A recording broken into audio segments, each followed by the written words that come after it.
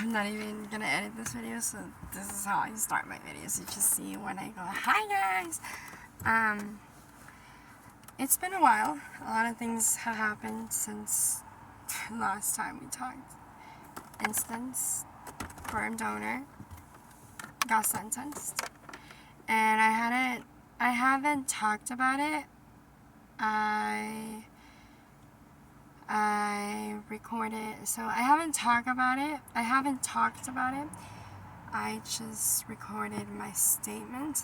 Well, yeah, my statement. I wasn't going to give a statement, and we'll get into that. But, I have so much in my heart and in my mind that I need to get it out. And especially, like, I haven't really talked about it with my family either and all that. Well, when I was told the day that he was getting sentenced, that this is an FYI for his family too, because I know he is around here, I didn't let my family know. I didn't. And not because they didn't want to be with me. I put it on everything that I love. That if I had told my family when it was, what time it was, and for them to show up to me, I bet you anything, that room would have been filled. I know that. But I wanted to be alone initially, and this is where we started with the whole story time. I wanted to face him alone. I wanted for him to not have that hold on me, you know? I was scared of him. I say was because I'm not scared of him anymore, or his family. I'm not. And I wanted to be able to, like, look at him in the face and be like, you know? Like, I ain't scared of you anymore. You know, like, you don't have that control over me. My life may be upside down and it's really fucking hard right now, but you don't have that control over me, you know? And so, that's how it was.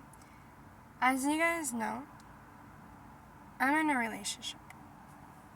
And I didn't expect it, because literally, like, what happened? But this man, dude, he has stepped up more than their own dad. And he has, sorry, I'm fidgeting. He has proved me, he has gone further than any other guy. And what I mean by that, not what you guys think. When I talked to my mom, when I told her, she's like, I know that you want to have a boyfriend, or that you're young, lesbian, and you know, all that. But I told her, I was like, you think that if I wanted to have a boyfriend, since the moment people found out that him and I were not together, if I wanted to have a boyfriend, I would have. But I learned the hard way on why you watch who you love, who you have kids with, you just watch. And any guy who wanted to talk to me literally, like, just showed me why I didn't want to be in a relationship, or why I don't believe in relationships. And so he showed up. He didn't ask me if I needed help, he showed up, you know? And so what I mean by originally that I wanted to be by myself is he was there for me that day. And it isn't like, oh, like, you let him be there and your family was there. No, it was, he knew. And when he found out when the sentencing was, he told me, I'm going to be there two ways. Either I'm going to be there with you holding your hand, or I'm going to be there in the car waiting for you. And I wasn't going to let him, like, wait in the car. And I knew that he was going to come, because he would have either come in his car, you know? So, like, I really appreciated that he was there. He helped me be so calm, but not in a way, like, I don't want to enter a relationship depending on a man. And he doesn't make me feel like that. He doesn't make me feel like I have to depend on him, that, you know, without him I'm nothing. No, he adds to my happiness, but also he brings peace. Like, I don't feel butterflies with him. I don't feel nervous. And I don't mean it in a bad way. I feel calm. I feel peace. It's like something that was missing in my life, you know? And yeah, he was there with me, so as a victim's advocate and my lawyer. When I say I kind of stood on my lawyer because my main lawyer wasn't there. She was on another case. And so the other guy that was doing it with her was there. And his family was there. His brother, his girlfriend, his dad, his dad's girlfriend, and his girlfriend's daughters. And I'm not gonna lie, when I saw them, especially those two girls, I really thought, like, I was, like, hurt. Because, like, never in a million years, if they were in that position, would I not be supporting them. And it's fine, I know that. Like, I know I'm not the same person as them, and that's cool. But, you know, anyways, like, when we got there, when we were waiting for my lawyer and everything, his dad's girlfriend came, you know, and his two little daughters stayed outside, and the victim's advocate knew, and I knew that his family was going to be there, you know, and she was trying so hard to, like, calm me down. My boyfriend and the victim's advocate, like, dude, they were telling me how to breathe, like, counting my breaths, everything. And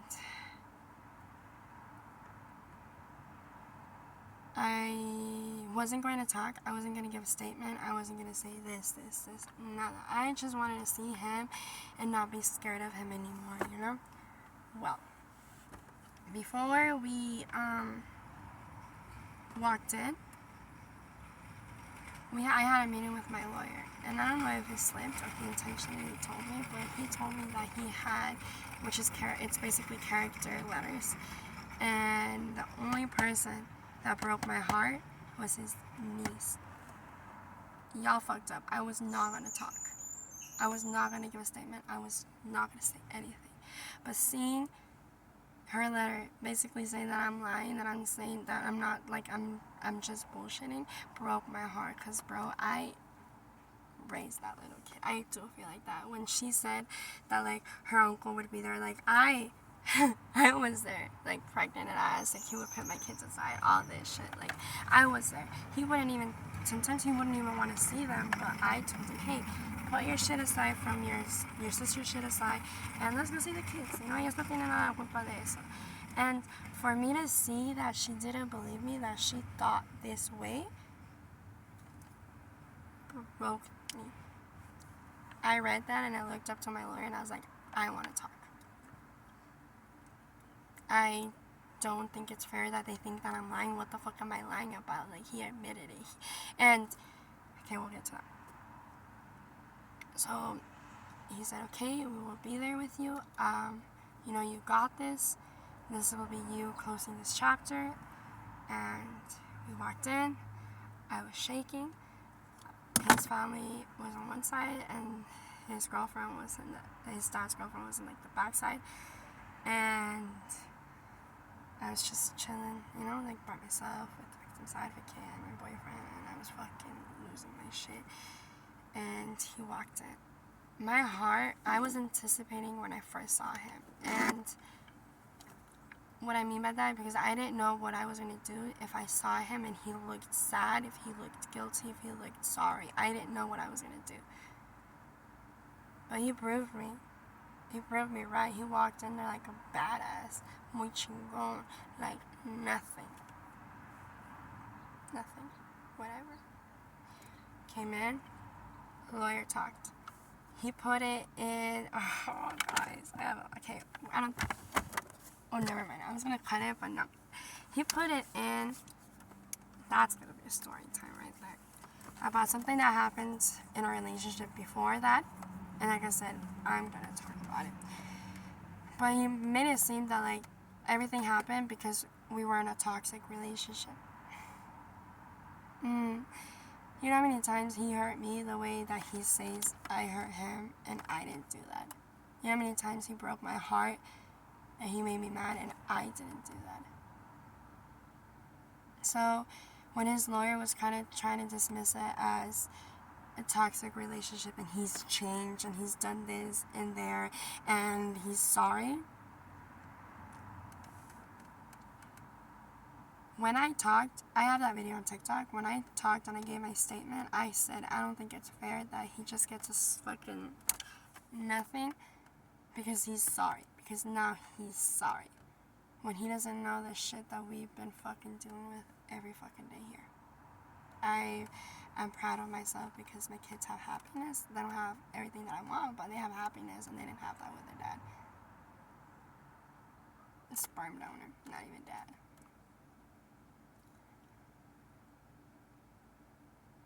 That day, I turned it around. I didn't let him fucking control that. After that day, I took my kids to the state fair. I wanted them to have the best day ever on that day. And they helped me. And I actually do feel at peace. Like, I wanted to talk about it because I feel so sad. I feel so heartbroken. I feel all of these feelings inside. I want to be heartbroken because he got 5 years to life, which means 5 years minimum. He fucks up, like it keeps adding on, and then he gets deported. To me, that's nothing, dude. Do you know how hard it's been right now with the kids? And like I told his lawyer and the judge and everyone on his family cared about the kids, would have stepped up on me. Didn't. You guys could literally be like, we don't care about her, we don't want to give her money, we just care about kids. Totally, you could have reached out to my lawyer, hey, like, we trying to be there for the kids, trying to help them out, can we give this to you, you guys give this or nothing. No, you guys haven't stepped up, you guys don't care, and that's fine. At the end of the day, what the judge said, facts speak for itself. You can't do something like that and then just say sorry and then magically you're okay. And I've talked about this, and I think this kind of gets lost because right now I'm not where I want to be. But everything that I talk about is because in the future I plan on helping girls who are in position like me.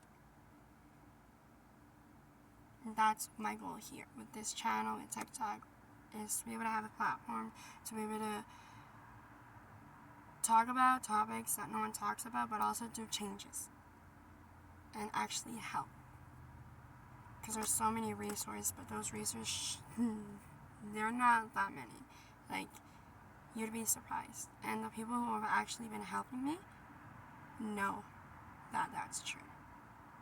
And I just want to say thank you to everyone there who's been there for me, and my family. I know from the bottom of my heart that you guys would have been there supporting me. I just wanted to prove it to myself. My family has been there for me. They have always been there for me, but I've learned that